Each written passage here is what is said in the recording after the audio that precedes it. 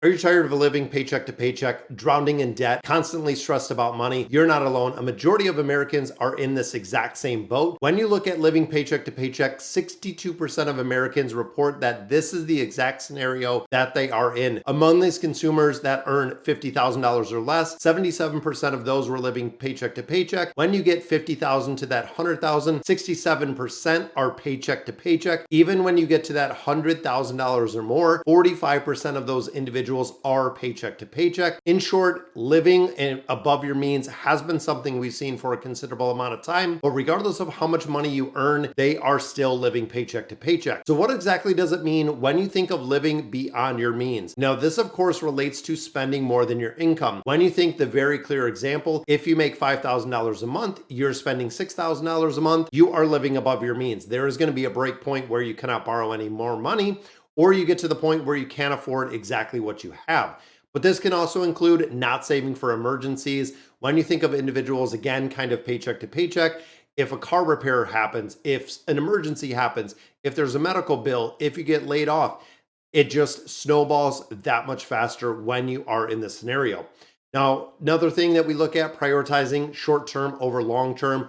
As a result, people will spend more money on clothing, gadgets, eating out, leaving bigger tips, not having goals, really not prepping for the future. Now, we've seen this in addition with the kind of the rise of the doom spending is what they've kind of coined it, which means that it's kind of living for today, not worried about tomorrow.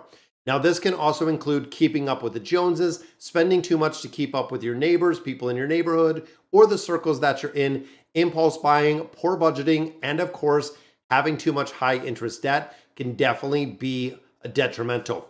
So what are some of the dangers of this? Now, when it comes to debt and when it comes to finances in general, stress and anxiety, constantly worrying about money is about 80% of Americans worry about money to some degree. Now, when it comes to debt, the debt spiral is getting out of control in America, which we are just north of $103,000 per household of debt, which is kind of crazy to think that we have over 100 grand in debt. I know some of it mortgages, some of it auto loans, but overall we've peaked that $100,000 mark in debt per household. Now, this of course can also damage your credit, and you can also have financial insecurity, which means 49% of adults said they can't cover an expense of $500 or more, which again is kind of crazy to think because you don't have that retirement or you don't have that emergency fund really set aside. So how can we get out of this? Today's video, we're going to be looking at 14 ways to master your finances, really trying to break that paycheck to paycheck cycle that a lot of people are stuck in because a lot of it is just from overspending. So let's go ahead and get through this list. But before we get into it, go ahead and subscribe to the channel, give it a thumbs up, and let me know what you guys think. So number one, identify your current landscape. This, of course, is super important.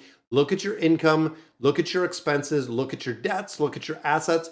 Really know exactly where your net worth sits and where you want it to be. When you can take accountability of your current financial situation, it makes it very easy to get a clear picture of where you are currently. That way you can also look back to where you've come or how far you've gone through this journey of really getting rid of debt and mastering your finances. Now, number two, set crystal clear financial goals. Now, these, of course, have to be very realistic. If it's buying a house, if it's saving for college, if it's retirement savings, if it is paying off debt, you have to make it realistic. Now, if you're an individual making $50,000 a year, doesn't mean you're going to have the money to pay $40,000 off of debt. You have to put it realistic, and you have to do this with a budget, really breaking it out and deciding what is most important to you. Is it the short term where you're going to be eating out, you're going to be spending a lot of money on things that you don't need to? Or is it going to be the long term where you're going to be debt free and not having to worry about managing the money quite as much because you know you're in a good position? Which gets us to number three, crafting your budget. Now, of course, a couple different ways you can do this. The 50-30-20 rule. For a lot of people, 50% goes into the needs, 30% to the wants, 20 for the debt repayment or the savings. But overall, some people do not like this way, but it is a very common budgeting method that we do see. Me personally, it is zero-based budgeting. Now, this, of course, you take your income minus your expenses, you get your bucket of whatever is left. That is put into other categories. So you can bulk up a couple of the categories. It might be focusing on expenses or paying down debt or something that is up and coming. It could be putting more money towards savings accounts. It really allows you the flexibility to really leverage those levers depending on where you are and knowing where all of your money is going. That is one of the big things. You have to get a budgeting method and you have to get one that works for you. Now, when you're starting out, budgeting can be incredibly difficult. It can be a little bit overwhelming. A lot of people, a lot of content to even go through when it comes to budgeting. But once you do it 2 or 3 times, you kind of get in the routine because a majority of the things in your budget stay the exact same. When it comes to rent, when it comes to car payments, when it comes to insurance, a lot of things will stay stationary kind of month to month, making it incredibly easy. Now, number 4, one of my absolute favorite, slaying the debt dragon. That is right, taming your financial beast. And I love how this is breaking out. Now, this is prioritizing your high interest debt.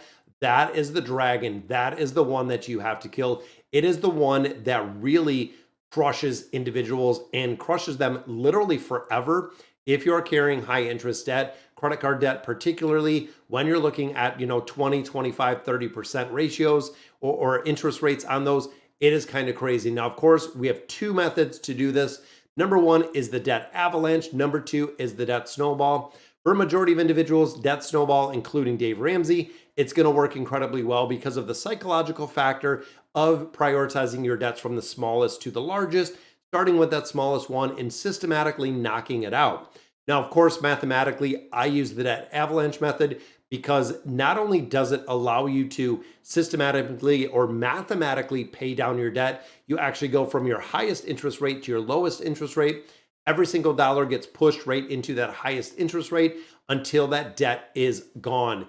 Now, of course, to slay the dragon much faster, you can always boost your income. You can work extra hours. You could do a side gig, look for and negotiate a raise, look for anything to create additional income. If it's DoorDash, if it's Grubhub, whatever it is, even if this is short term, till you really get that dragon under control and make it manageable. Now, number 5, putting your credit cards on ice. This is huge. Credit cards are too easy to spend money. And there's been a ton of surveys, a lot of things done that have said people who use credit cards spend more money, period. It's very hard when it comes to a debit card. You're limited to what's in your bank account. When it comes to cash, you're limited to when that cash is gone. We live in a modern world where credit cards make it incredibly easy. But when you think of anything that you really do pay with your credit card, you could even flip the script, taking control of your finances and using your debit card instead. It also creates a lot of an accountability piece when you're reconciling your monthly statements, when you're starting to look at what is actually coming into what is going out. You're going to have to budget a lot more because you don't want that to hit zero. This means that even if it is a short term, credit cards in the freezer, credit cards on ice, you're not going to be using them for purchases because we want to master our finances. Number 6, invest in the future. This is really planting the seed of financial prosperity. Like Warren Buffett says, the greatest time to plant a seed is 20 years ago. The next best time is doing it right now. And that is what we're doing. So compound interest. We're going to talk about this, the 8th wonder of the world. Don't be afraid to invest. Don't be afraid that money you put in there is going to be lost. You want to get the the exponential growth that you're going to get out of there. It is your friend. You want compounding interest, especially if you're investing over a long term, which takes us to our tax advantage accounts. When you start looking at IRAs and 401ks, absolutely be utilizing those at the employer match at a very bare minimum, making sure to diversify your investments and also looking for professional help if it is recommended or provided, making sure again that you're just not paying for something that you're not really utilizing. Number 7, building your financial fortress. This really has 3 tiers. Number 1, building up and carrying that emergency fund. Number 2, having health insurance. And number 3, being insured against disability. What can happen is you can be poised very well financially. You can have something like a job loss or an injury where your income is cut to nothing or cut to disability, cut to 70%. For a majority of individuals, if you're working or living paycheck to paycheck, that is going to be a very quick snowball. When a financial hardship occurs like that, you're going to be on a very slippery slope that is going to go very, very fast. Number 8, embracing automation. Now, of course, this is really the budgeting apps. This is automating your payments, making sure things are paid on time, transferring money to those savings accounts, putting it in the HSAs, putting it in the IRAs. When you look, again, big picture, making sure you're managing all your subscriptions, where your money is going, making sure you automatically kind of pay everything, but you monitor it. That's another thing that a lot of people do not do is they will set some automatic payments up. Some of the payment amounts will change. They won't even know it because they're not monitoring it, ending up losing a lot of money because they're paying for things essentially that they're not using at all. Now, number 9, don't get sucked in with the new car smell. This is another one. New cars driving off the lot lose roughly 20% of the value. That's right. If you're buying a $50,000 car, you drive it off the lot, $10,000 of that value is gone. In addition, average monthly payments in the United States for cars is now a record-breaking $726, which is kind of crazy.